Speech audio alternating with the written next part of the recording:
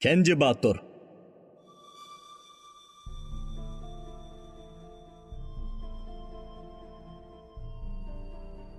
Burunning burnusida, Mashriq bilan Mag'ribning qoq o'ttirsida bir shahar bo'lgan ekan. U shahar podshohining 40 xotindan 70 o'g'li bor bo'lib, birmi qiz yo'q ekan. Debni dunyo, mol-mulk, kala qo'y podilarining hisobi bo'lmag'achqa, podshoh Shahriston bo'yicha birdan-bir g'amsiz kishi hisoblanadi ekan. Fuqarolami xushol-xuram yashaydi ekan. Shahar ahli podshohni jinidanmi aziz ko'radi ekan. To'gi qancha, yig'ri shuncha degandek yillarning o'tishi bilan podshohning beshiga g'am tushishga boshlabdi. Uning g'ami ikki ekan. Biri 70 o'g'il kayni-kaynidan cho'ng bo'lib quromiga yetibdi. Ularni o'ylab qo'yay desa, 70 uylik bilan xudi bo'lishga to'g'ri keladi ekan. Shundoq bo'lib qolsa, xudolar bilan bordi-keldi ko'payib, shaharni boshqarish, fuqarolarning holiga yetishga vaqt chiqmaydi. Shunga o'ziga o'xshash 70 bolalik, hamma bolasi qiz bo'lgan oila bilan xudi bo'lishni o'ylaydi ekan. Lekin bundoq oila nadidu? Yana biri ko'tarolmasang sangiltival degandek shaharning suyi uzilib qilib, qurg'oqchilik dastidan fuqarolar qahatchilikda qoldi. Yaqin atrofda suv manbasi yo'q ekan. Yaqin deganlarimi 5-6 oylik musofining nerisida ekan. Bu ishki g'amning dastidan podshoh peshini ko'tarolmay qoldi. O'riqlab bir tira bir ustaxonga aylanibdi. Vazir vuzralar o'rda o'limalarining amali bo'lmabdi. Shundoq kunlarning birida kenji o'g'il podshoh oldida paydo bo'lib, "Shahota, qarasam kundan-kunga yodab tugishib ketdilar. Sababini aytib agaylar. Davosi tepilib qolsa ajab emas," debdi. 70 o'g'ilning ichida kenji o'g'il to'limi zirak, chechan, aql farosatda tangdishi yo'q bo'lib, botirlikda yo'lvosdan qilishmaydi ekan. Podshoh uningga bak omroq ekan. Podshoh o'g'lining deganlarini anglagandan keyin suyunib ketibdi va o'rnidan turg'izib debdi: "O'g'lim, senla hamisha holimga yetsan. Bo'pti, desamday, amal tepilib qolsa ajab emas. Hammadan ig'ri fuqarolarning suvsiz qolganligi. Buningga chidamay qoldim. Dapaqa, fuqaro bo'lmasa shahar bo'lamdi. Shahar bo'lmasa podshoh deganning nima keragi? Fuqarolarning holiga yetmagan meningdek podshohni shoh degili bo'lmas. Shundaqmi o'g'lim?" Kenji shahzoda deganlari to'g'ri deganda qilib ishini egibdi va bu g'amlardan qutulish uchun jahon kezishning lozimligini aytibdi. Bunda qilishning sabablarini tushuntirib kelib, jahon kezishga o'zini avatishni iltijo qildi. Shah bu shahzodadan ayrilishga ko'zi qiymay, boshqa shahzodalarni avatmoqchi bo'ldi. Lekin 69 shahzodaning hech qaysi ko'krak kirib chiqolmadi. Oqibat Shah Kenji shahzodaga ijozat beribdi. Kenji shahzoda safarga otlanibdi. Mag'rib tomon mengibdi, kezmagan cho'l jazira, oshmagan tog' dovon qolmabdi. Biroq biror shahar tugul yurt mahallimi uchratmabdi. Shundaqdimi shahzoda bal qo'yib etmabdi. Oziq to'lik tugaganda o'zi minib mangan otni so'yib yebdi. Umi tugatdi. Oqibat ochliqdan majoli qolmay holidan ketibdi. Org'illiq uni uyqu daryosiga so'rab kiribdi. U shundoq bahuzur uxlayotganda biri chaqiribdi: "Ey! Odamzodmi sen yoki jinmi?" Kenji o'g'il ko'zini ichib qarag'udak bo'lsa, oldida bo'yi 8 gaz, to'g'risi qopoq terakdak, soqili bir bog'lon bedidak bir bo'vay kulimsirab turibdi.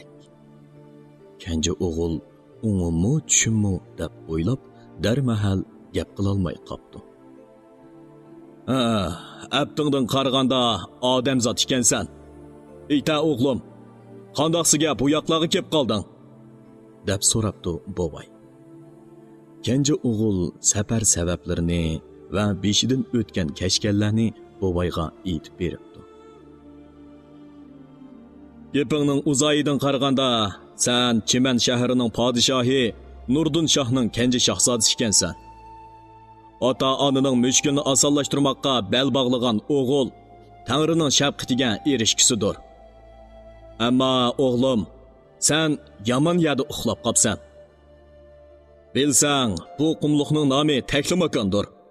Bu yoqqa qadam bosgan odam jinidan yo tenidan ayrilur. Sen otang uchun jafo chekishga rozi bo'lg'achqa omon qopsan. Elimi yaxshi, yo'ling ochiq.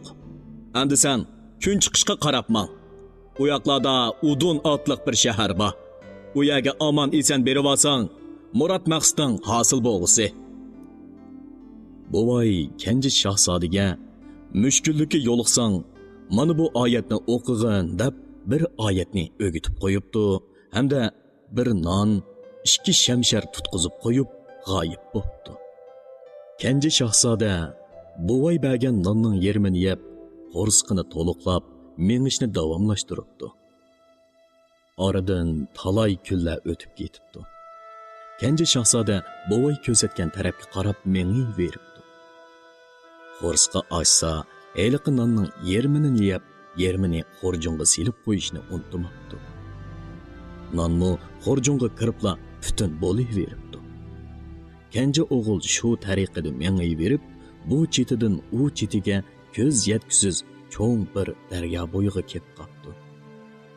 Daryo suyi shiddatlik o'rkash yasab, otdek kishinib toshqin hosil qilg'ili turgan ekan. Kenji shahzoda ulug' suvdan qandoq o'tishning amalini izlayotganda, birdilla suv ostidan Tangri teg'ining bir parchasidek bir maxluq beshini ko'tarib shahzodani dam tortibdi. Shahzoda birli qarab, uning ajdaho ekanligini bilibdi. Aslida bu ajdaho daryoda to'g'risiga yetib olib, shahzodaning dadisi Nurdun shohning shahriga bordigan suvni to'sib olgan ekan. Shahzoda darg'azabga ketdi va bovay bergan 2 shamsharni to'g'risiga tishlab, qo'ram toshning orasidan ko'tarilibdi. Bu chaq ajdahoning 2-chi qitim dam tortishi ekan. Kenji shahzoda bir tol g'azonda kuchib berib, ajdahoning hongdak og'ziga urilibdi-yu, quyruqidan chiqibdi. Ajdaho shamsharning zarbasidan qo'g'in tilingandek tilinib, 2 yoqqa bo'linib, shu hamon jon taslim qildi. Shahzoda uning o'ligini ming bir mushaqqatda daryo qirg'iqiga ilib chiqib, qog'i qo'zg'illarga yem qilib beribdi. Suv Chiman shahriga qarab, hayvat bilan g'arqirab, kun nurida parqirab yiqib ketibdi. Shahzoda shoh otisiga xabar yetkazish uchun o'z yo'lga chiqadigan chaqda xonish onasi bo'yniga isib qo'ygan til tumarni suv bilan yiqitib etibdi.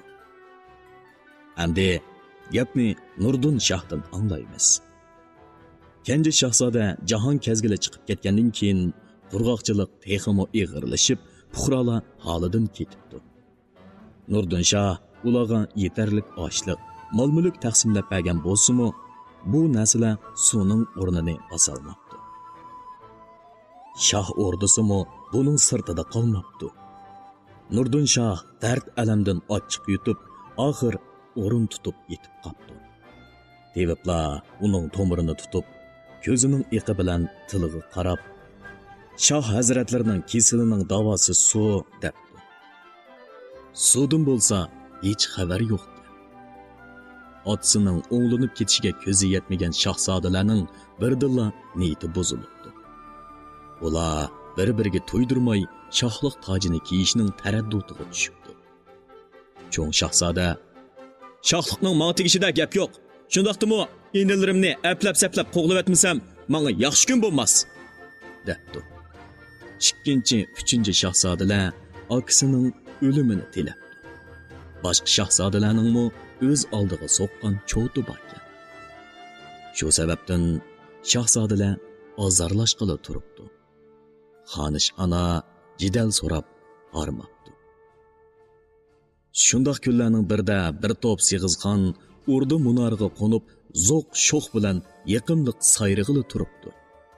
Shahzodalar chalma otsimi uchib ketmabdi.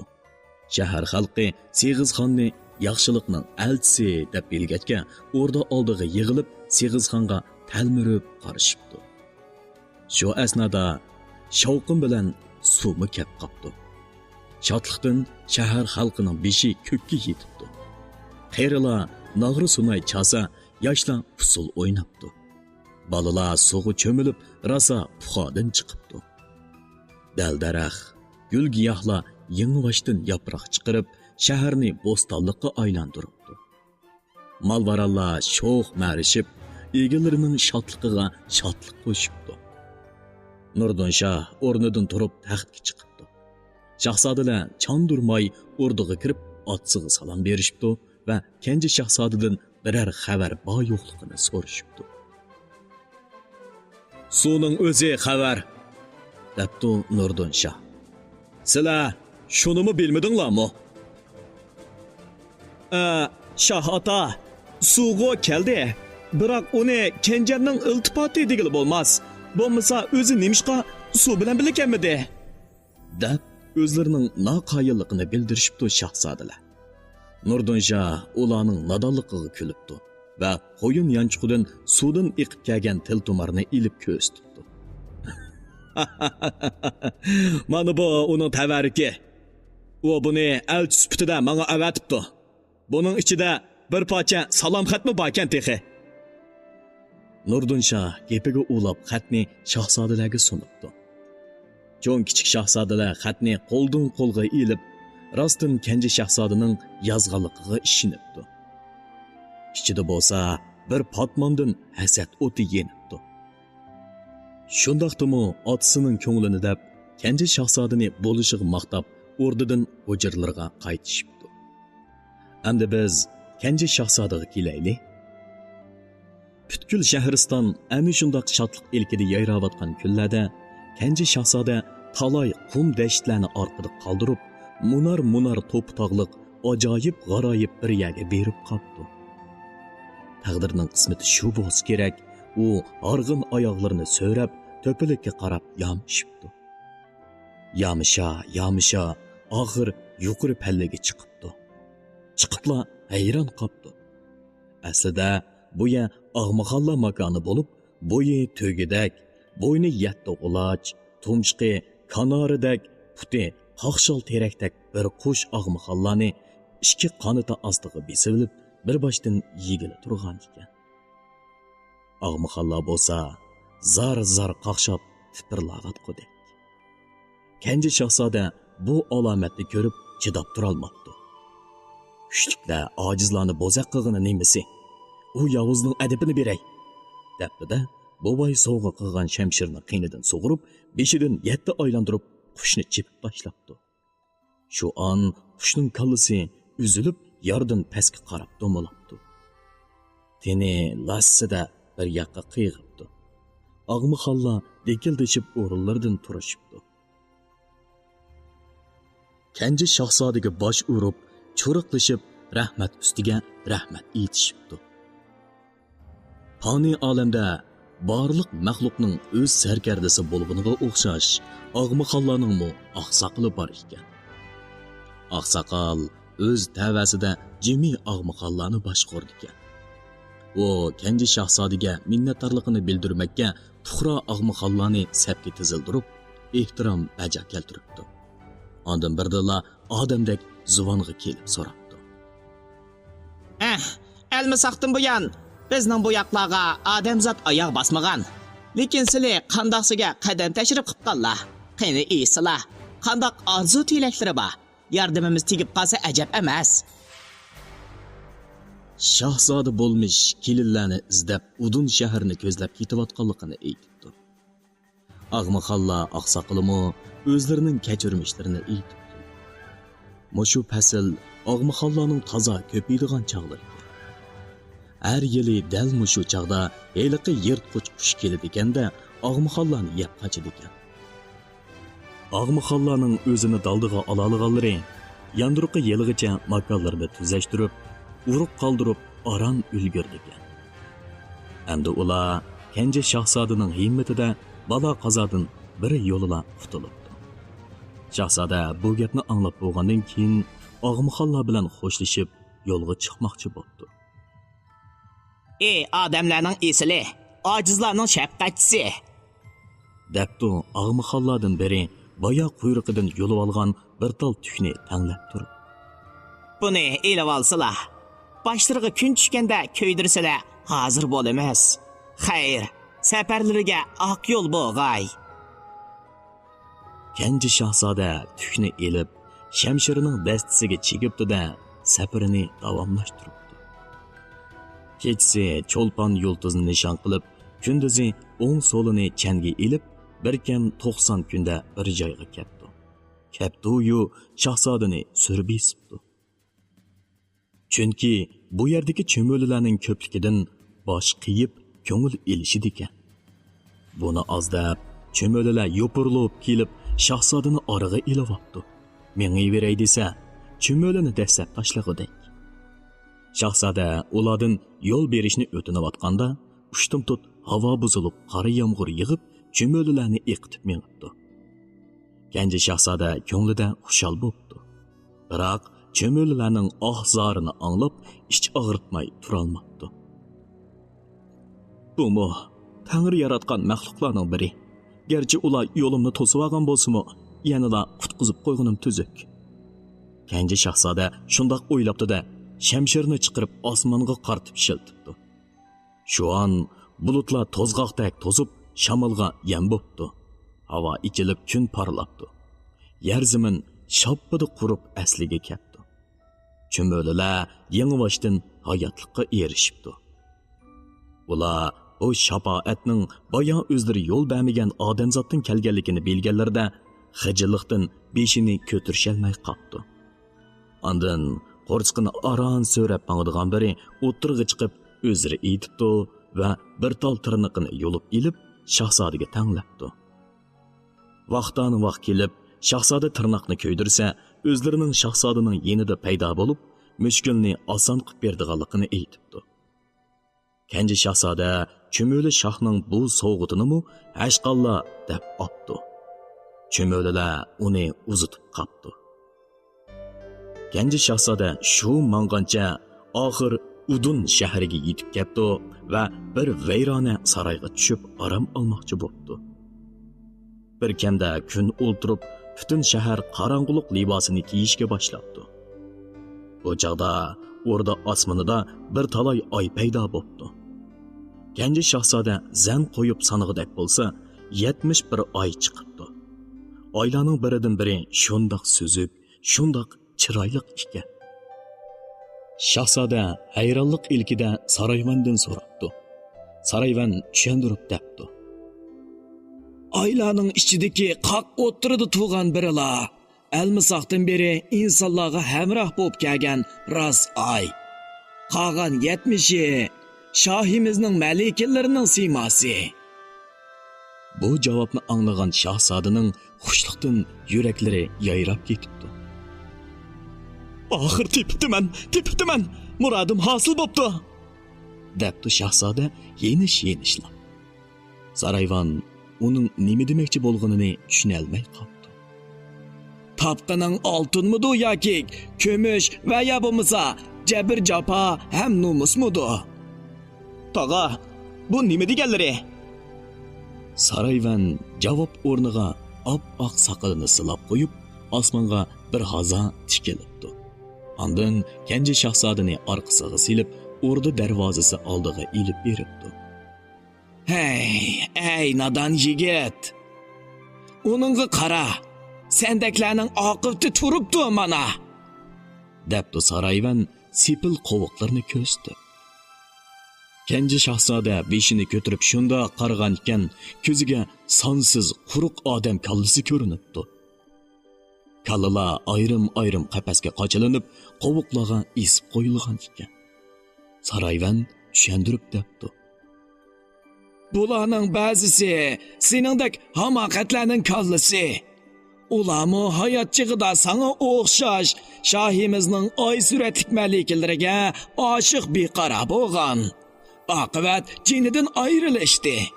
Şah ibret bolsun üçün ulanın kallasını kesip isip koydu. Senin bu şehirden çapsarak kitvağının tüzük. Sarayvanning javobidan yana shula ayon bo'ptiki, Udun shahrining podshohi Qamariddin shohningmi 70 farzandi bor bo'lib, hammasi qiz ekan. Qizlar vaqti soati kelib uyiga yetibdi. Ular rangi ruxsar, husn jamolda bir-biridan qilishmaydi ekan. Bu xabar butun jahonga pur ketibdi. Yiroq yaqindan elchilar yig'ib ketibdi. Qamariddin shoh dastlab ularning birini kambag'al, birini yot allik sanab ma'qul ko'rmabdi. Keyin qo'rsqig'i jin kirib, qizlarni ko'z-ko'z qilib boylik to'plashning ko'yga tushibdi. Shoh avval qizlarni aramboqqa o'rinlashtirib, sirt bilan bo'lgan aloqasini uzib tashlabdi. Ondan bog'ning to'rt temiga jahon ayniki bekitib, ularning siymosini aynak sho'lisi orqali o'rda ustiga tushiribdi. Keyincha osmondagi oy qatoriga tizib qo'yibdi. Kelgan elchilar ularning oy jamolini ko'rib, aql hoshini yo'qotgan ekanda, nurg'un sovg'a salom tayyorlab, shoh huzuriga kirib, talabini qo'yishdi ekan. Ochko'z shoh ular ip kirgan oltin ko'mishni ip qilib, 3 shartni qo'ydi ekan. Bu shartlar bir-biridan ig'ir bo'lg'achqa, yigitlar o'rindiy olmay, bir-birlab kallasidan ayriladi ekan. Qo'qdagi kallalar mana mushu tariqada yig'ilgan ekan. Genci shahzoda Sarayvanning o'zini ketishga oldirtishning sababini bilibdi. Shundaqdimi baxt talini sinab ko'rmoqchi bo'lib so'rabdi. Taga, men bu urni baqay deyman. Xush bo'p ketay. Qamariddin shohning 3 shartini aytib basila. Hey, o'g'lim, buni so'rmayli qo'y. Bu shartlarning shohning o'zi ondan qolsa, maliklardan o'zga bu shaharda hayotlardan biladiganlar yo'q. Navoda o'lgin kelgan bo'lsa, Qamariddin shohning o'zidan so'ra. Lekin u sening mushu turqingni ko'rib, seni gap so'ramayla o'limga buyurib o'tadi. Mundaqlar ko'p bo'lgan o'g'lim. Emsi qanday qilay taga? Hey, qaraganda paylingdan yanmig'idaksan. Amaling bo'lsa, maliklarning o'zidan so'rab ko'rgin. Ular sening holingga yetib qolsa ajab emas. Ular sarayga qaytibdi. Shahzoda o'z hujrasida yolg'iz o'ltirib xiyol suribdi. Birdala uning isiga Og'mixalla oqsoqli sovg'a qilgan bir tal tuk kepti. U avaylab ilib ko'ydiribdi. Shu an bir salqin shamol ko'tarilib, Og'mixalla oqsoqli shahzodaning oldida hozir bo'ldi. Shahzoda yo'liqqan mushkulotni bayon qilgan ekan, Og'mixalla oqsoqli Buning karoyiti chaqliq. Xotirjam bo'lg'ayla shafqatchim. debdi va o'z tilida bir nimalarni deb chirqirabdi. Uning ovozi besiqmay turib, Puxra Og'mixalla yetib keldi-da, kechilab saroydan Aramboqqa qaratib laxmi ko'labdi. Laxmining bir uchi cho'ng malikining hujrasiga tutashtirilibdi. Genci shahzoda yuyunib jabdunib laxmiga kiribdi va hayol o'tmay cho'ng malikining hujrasiga chiqibdi. Shahzoda jahon aynikiga qarab, o'zini yasavotgan pari yuzlik, xumor ko'zlik nozinimni ko'rib, aql hushidan ayrilibdi. Turgan yerida o'ltirib qoldi. Bir hazodan keyin hushiga kelib, o'zining malikining to'shkida yotganligini, malikining o'ziga tikilib qarab turganligini bayqabdi. Hay yigit, odam musa yoki jin? Ya bu musa Tangrining elchisimi? Bu yerga qanday kelib qolding? Debdi malika shahzodaning ko'zini ochganligini ko'rib. Kenji shahzoda ko'rgan bilgan, anglagan eshitganlarining birini qoldirmay yetib kelib, maqsadini debdi. Malika ta'sirlanib ko'ziga yosh oldi. Malikalarmi dadasining o'zlarini odamzotdan ayirib qo'yganiga norozi ekan. Shunga cho'ng malika ikkilanib turmayla bu xabarni singillariga yetkazibdi. Ular Kenji shahzodani may sharoblar bilan mehmon qilib bo'lib, dadasining 3 shartini oshkorlabdi. Bu shartlarning biri Orduda cho'ngliqi 7 boshliq yalmovuzdan qilishmaydigan 1001 putliq ajoyib sirliq bir ko'tak bo'lib, uni Qamariddin shoh ko'rsatgan palti bilan birni urib 7 parcha qilib o'tish. Yana biri 7 tog'or qumga 7 tog'or teriq aralashtirib o'tilgan ekan. Uni 3 kunlik muhlat ichida ayirib, qumni boshqa, teriqni boshqa tog'orga qachalash. Uchinchisi, Udun shahrining mashriq tarafidagi dengizning o'ttirsig'a tomlari oltindan, taxt ravoqlari la'il yoqutdan bir jup chorbig'i ba urdi barpo qilish ekan. Bu shartlarni ado qila olsa, malikalarning visoliga yetadi degan. Malikalar debdi: Shart qo'shu. Bu shartlarni sinimi o'rindayolishingga ko'zimiz yetmaydi. Onundan ko'ra chiroyliqcha ketib olgan yigit. Yo'q, debdi Kenji shahzodimi bo'sh keldi. ketmayman. Shoh dadanglar bilan ko'rishib, bechimga kelganini ko'raman. Ya o sizlarni menga qo'shib qo'ydi, ya jinimni oladi shu. Men maqdamansa. Kenji shahzoda malikalarga bosh egib ehtirom bildirib, orqasiga yenib. Malikalarmi uningga nusrat tilab duo qilishibdi. Ikki taraf ko'z qiymagan holda ayrilishibdi. Angocha har ehtimolda deb Sarayvan bovay bir xorjin oltin kumush tayyorlab qo'ygan ekan.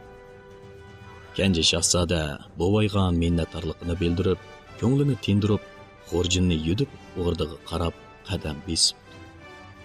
Bu chog' sahar bo'lib, Kenji shahzoda o'rdiga kelganlarning tunjisi ekan. Qamariddin shoh bundoq chog'da qizlarga elchi bo'lib kelganlarni gap so'zsiz o'rdiga yog'lab ilib kirishni belgilagachga, Yasovulla shahzodaga ich og'ritsimi, ig'izlaridan chiqarolmay shoh yorliqini bajo keltiribdi. Shoh saltanatlik taxtda o'ltirib, shahzodani qabul qildi. Umu shu kamgacha mundoq qaddi-qomati kelishgan yigitni uchirtib boqmagan ekan. Shunga bir pas sukutda o'ltirib, bo'lg'isi kuyog'ilning o'sin jamolini tomosha qildi va birdilla uning o'z qo'lida qatl qilinganligini yodiga ilib, shahzodani royidan qaytirishga urinib yiqibdi. Shahzoda bo'lsa o'z talbida ching turibdi. Undoq bo'lsa, o'z uvoling o'zingga, debdi shoh oxir bo'lmay va 3 shartni birma-bir deb bo'lib, shahzodani bo'ylig'i boshlab chiqibdi. Ondan sen yoradigan ko'tak mana shu.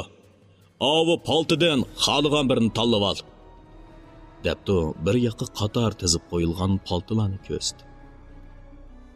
Kenji shahzoda ikkilanmayla qoq o'ttirsig'i tiziqliq paltini oldi. Bovay o'gitib qo'ygan oyatni o'qib, shoh va uning atrofidagilarning ko'zini sehrlab qo'yib, paltining o'rniga shamshirni ishlatib, ko'takni 7 pora qilib o'tibdi.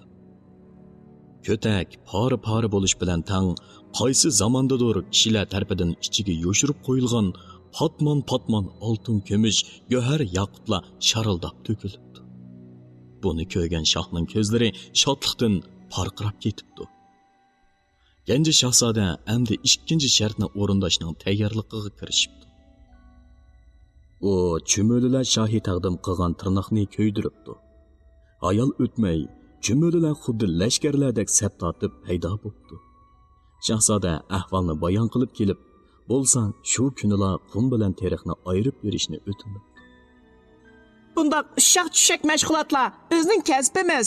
Hammaga ayondir bu to'g'ridagi tafsilotimiz. Qani qum qochilangan tog'a, tezroq ko'rsatganlar shafqatchimiz, deyishib, farmonbardor bo'pti chumolilar. Kenji shahzoda chumolilarni tog'irning qishig'i boshlab beribdi.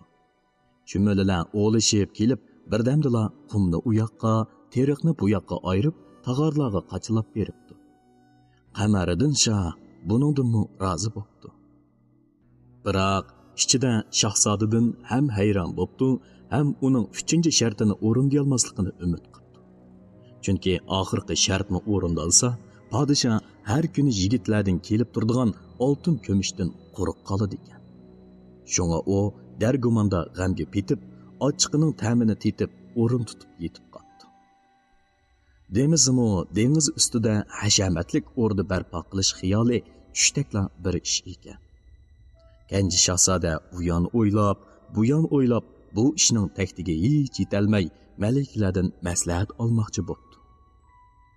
Malikalar buningmi amalini aytib beribdi.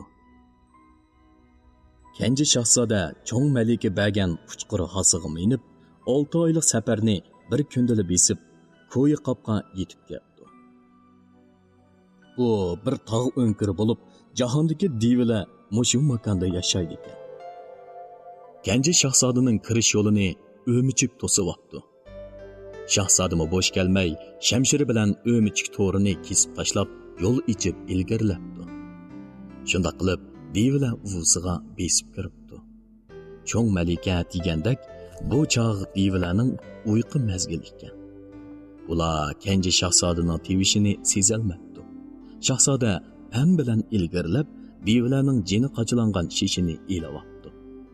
Divilar shu an uyg'onib, yilon kabi to'lg'inib o'rindan turolmay qilishibdi.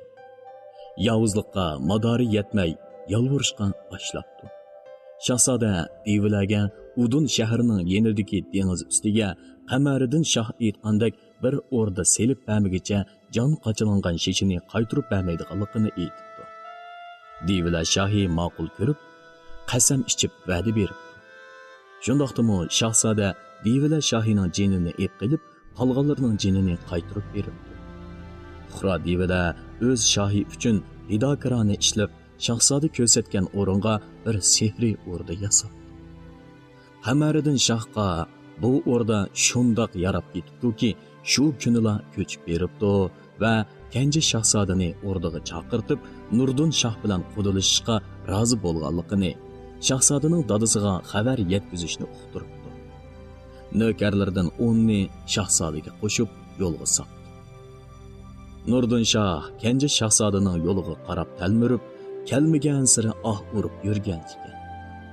O'g'lining omon eson qaytib kelganligini ko'rib, qavat xush bo'ldi. Beshidagi g'am bulutlarni tarqab, chiroyi bo'lakchilar o'ng'inib qoldi. Qamariddin shohning 70 malikasini o'z kelinligiga bermoqchi bo'lganligini anglaganda bo'lsa, Kenji shahzodani bag'riga besib, yuz ko'ziga suyib, "Rahmat sana o'g'lim. Sen aslida Kenji Botir ekansan." debdi. Shuningdan e'tiboran kishilar Kenji shahzodani Kenji Botir deb chaqirdigan bo'ldi. Shunda qilib, bu yoqdan Nurdun shohning, u yoqdan 70 malikining g'am g'o'si ko'tarilibdi. Ikki shoh putishib, qurollarini ikki shaharning o'ttirsig'i taklif qilib, 40 kecha kunduz to'y murosimi o'tkazibdi. Nurdun shohning 70 o'g'li yosh quromiga beqib, Qamariddin shohning 70 malikasining yosh quromi bo'yicha o'ylik o'choqliq bo'lib